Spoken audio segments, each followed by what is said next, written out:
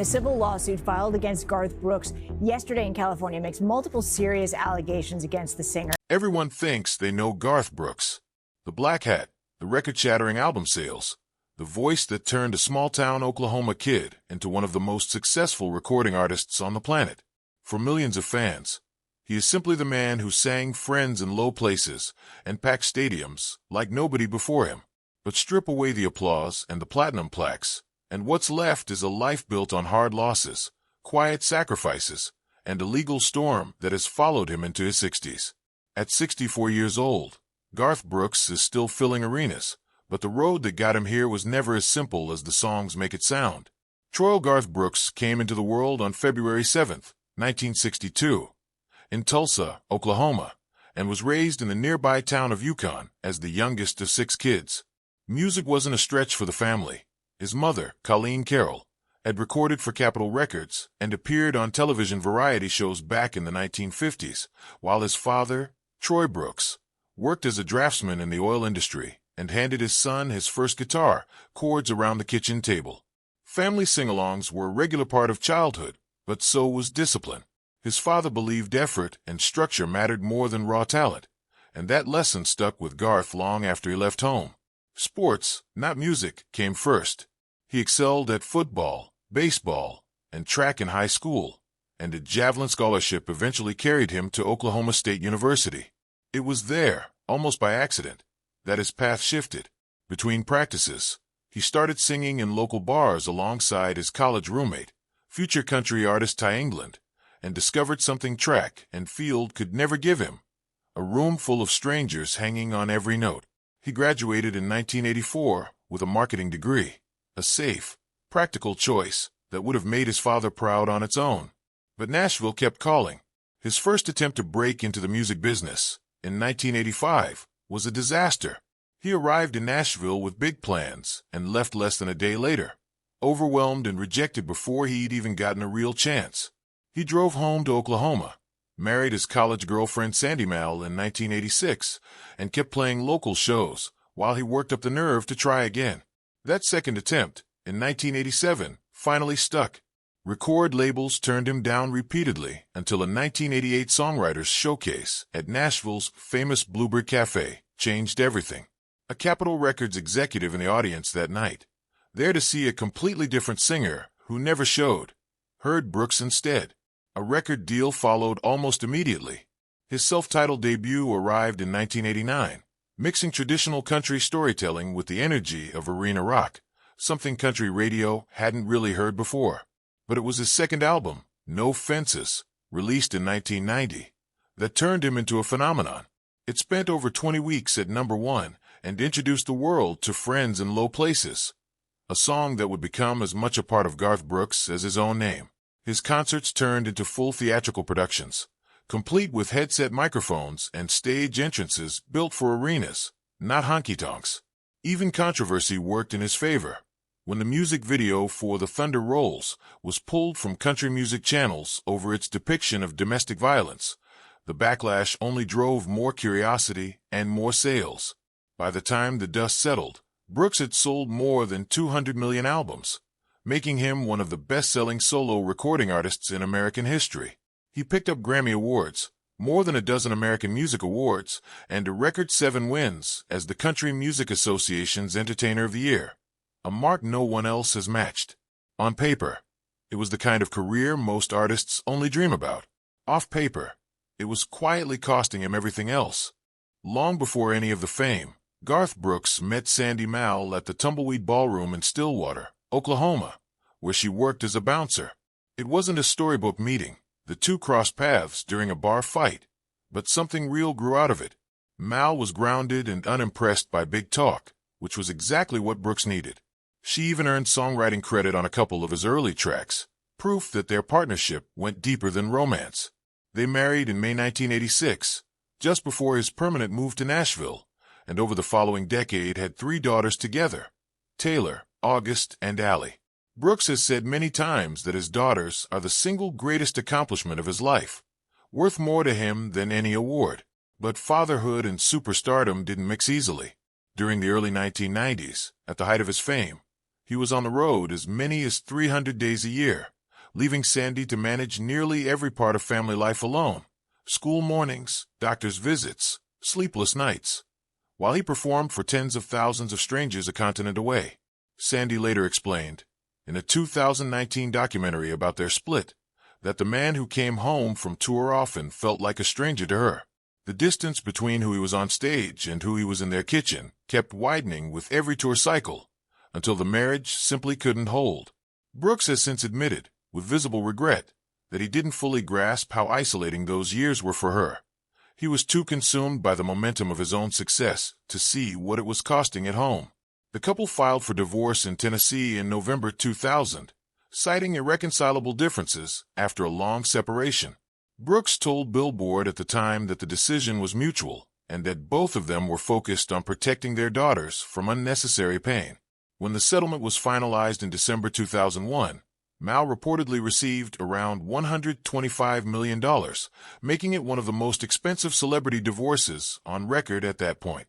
Despite the very public, very costly end to their marriage, the two built an unusually disciplined co-parenting routine, trading custody at the same times every single day for years, giving their 3 girls something stable to hold onto even as their parents' relationship became tabloid fodder. Loss has followed Garth Brooks in waves. His mother, Colleen, died of cancer in August 1999, the same woman who had first put a love of music into him as a child. Her death hit him so hard that he announced his full retirement from music that same year, walking away from touring at the peak of his career to be present for his children in a way his own touring schedule had never allowed him to be for hers. A decade later, in 2010, his father passed away as well, a former Marine and oilfield worker whose belief in discipline had shaped his son's entire worldview. Losing both parents within 10 years took away 2 of the steadiest voices in his life. Even honoring his mother's memory turned into an unexpected fight. Brooks had donated $500,000 to a hospital near his hometown in 2005 with the understanding that a women's health center would eventually bear her name. When that promise was never kept, he sued for breach of contract. A jury sided with him in 2012, ordering the hospital to return the donation and pay additional damages, a small, hard-won way of keeping his mother's name meaningful to him. Grief kept finding new forms. In 2025, Larry Bastian, his longtime songwriting partner and co-writer of hits like Unanswered Prayers and Rodeo, passed away at 90. Brooks has described him as one of the first true mentors he found in Nashville.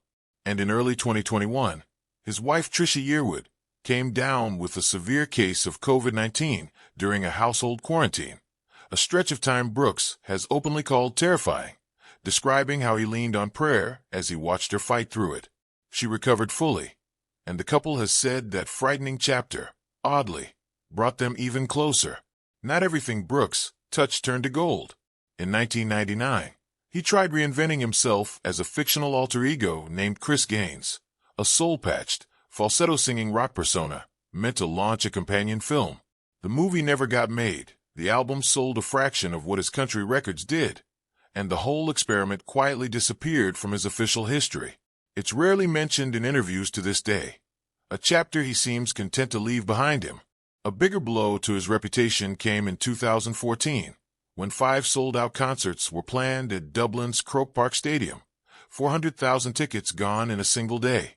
When city officials only cleared 3 of the 5 nights over noise concerns, Brooks refused to compromise, and the entire run was scrapped.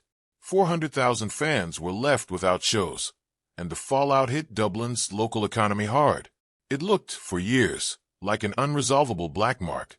Then, in September 2022, nearly a decade later, Dublin finally approved all 5 shows, and every ticket sold out again within hours. Brooks later admitted he broke down in tears multiple times during that first comeback show, and fans who'd held onto their unused 2014 tickets were given priority seating, turning an old disappointment into one of the more emotional redemption stories of his touring career. Just as Brooks seemed to be riding one of the best stretches of his career, a legal battle emerged that reshaped how the public talked about him. In September 2024, an anonymous lawsuit was filed in Mississippi under the name John Doe. aiming to head off a separate complaint from a woman referred to as Jane Roe. According to court filings, Roe had worked for years as a hairstylist and makeup artist for both Brooks and Trisha Yearwood. The following month, she filed a detailed civil lawsuit in Los Angeles alleging sexual assault, including an incident she says occurred in a hotel room in 2019 during a trip tied to a Grammy tribute event. Brooks has denied every allegation without exception, describing the lawsuit as an extortion attempt and saying it felt like having a weapon aimed directly at him. His legal team has argued that a confidential demand for a large financial settlement came before the lawsuit was ever filed, which is part of why he chose to file first in Mississippi. Attorneys for Roe, meanwhile, have pushed back hard against moves by Brooks's team to name her publicly, calling it a form of retaliation against an alleged victim. As of the middle of 2026, the case remains unresolved, tangled in a jurisdictional standoff between courts in Mississippi and California over which state should actually decide it. No trial date has been set, and no settlement has been announced. It's important to note this is a civil case, not a criminal one. No criminal charges have been filed, and Brooks maintains his innocence at every stage. Legal experts following the case have described it as a slow-moving procedural fight, with both sides still filing motions and neither backing down. Not every part of Brooks's personal story is defined by loss or controversy. His relationship with Trisha Yearwood actually began quietly back in 1987, long before either of them became stars, when they met at a songwriter's workshop and recorded a demo together, both married to other people at the time. Years later, after both marriages ended, that old friendship turned into something more. Brooks proposed on stage in Bakersfield, California, in front of an unsuspecting crowd, and the two married in December 2005. His retirement from touring, which lasted from 2000 to 2005, was spent almost entirely at a modest ranch house in Oklahoma, trading arenas for school drop-offs and Little League games. Brooks has called that stretch one of the greatest gifts of his life, not a sacrifice at all.